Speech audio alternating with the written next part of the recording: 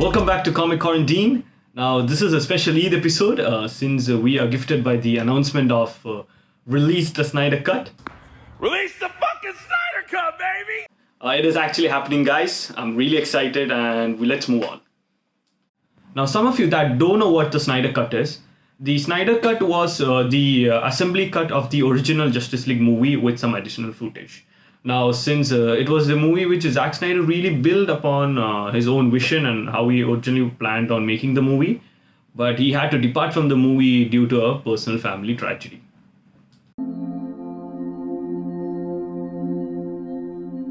Then Warner Brothers approached Avengers director Joss Whedon to do some few inexpensive reshoots and adding additional panels and changing the movie script.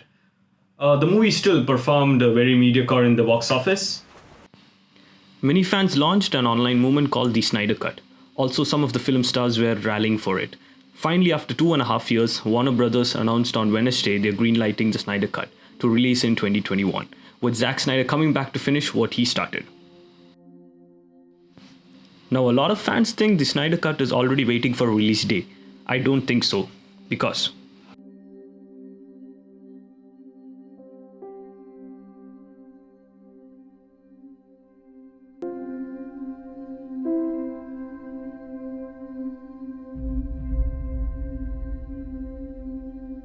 now, what's included in the Snyder Cut that we will get to see?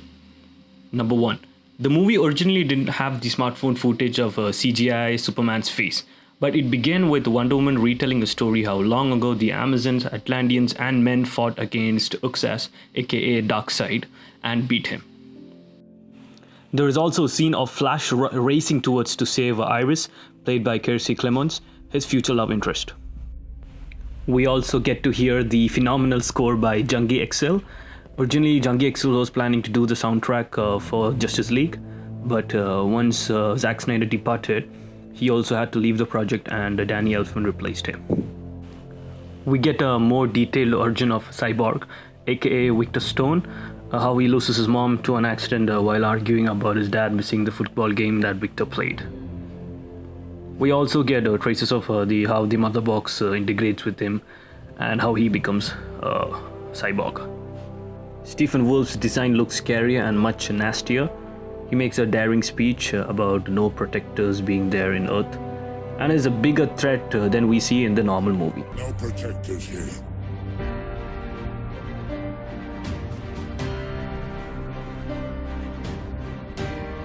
No lanterns. No Kryptonian. This world will fall. Like all the others. Lois and Clark have a better montage in Snyder Cut. Due to the fact many of the dialogues of Superman has to be edited because he had a mustache in the movie, which had to be removed by a CGI.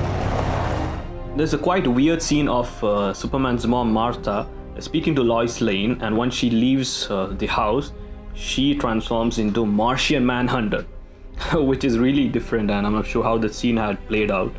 We hopefully will get to see it.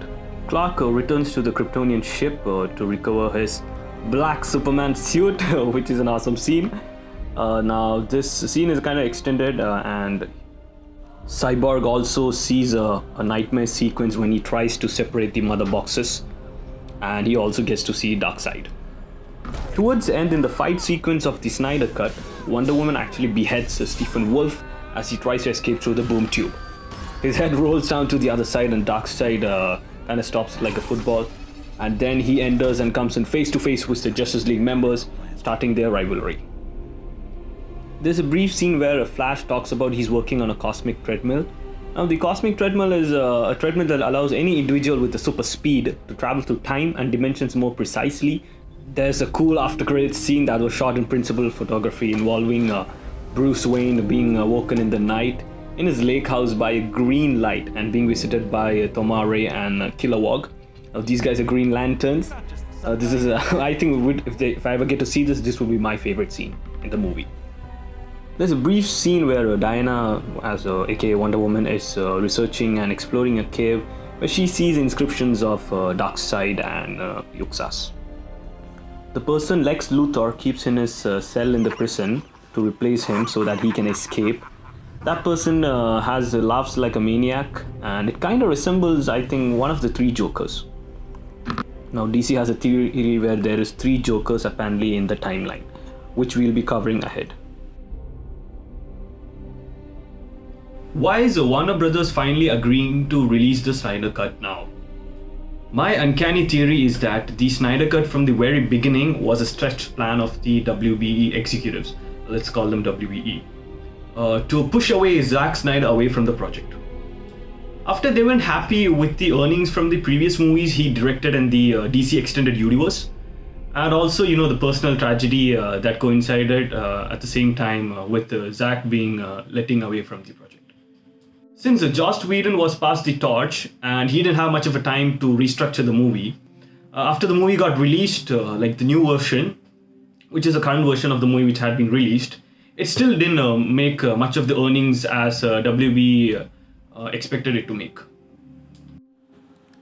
But over the years of Zack teasing images and storyboards in Vero, it's a social media site, he was garnering a lot of support from fans and cast alike. Moreover, the release of the Disney streaming service blew an even major competition for Warner Brothers. Mandalorian, which is one of my favorite TV series, became a sleeper hit series last year and is even talked about even now, due to Baby Yoda. Now, this was a perfect opportunity for WB to bank on the speculation of a Snyder Cut that has been happening always and, wreck the internet by announcing they are finally greenlighting the project and gives around $20 million to Zack. What better than HBO Max, their new own streaming service? This will create more marketing for them and eventually gain them subscribers in the process. From the chain of events, I personally think the Snyder Cut did not exist, but maybe it was just extra footage. And I quote Kevin Smith here.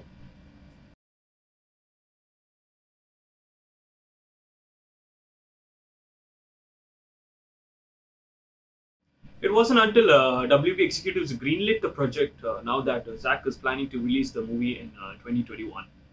Now, what do you guys think about the Snyder Cut? Did Zack actually make a Snyder Cut, or was he just hyping it for the fans?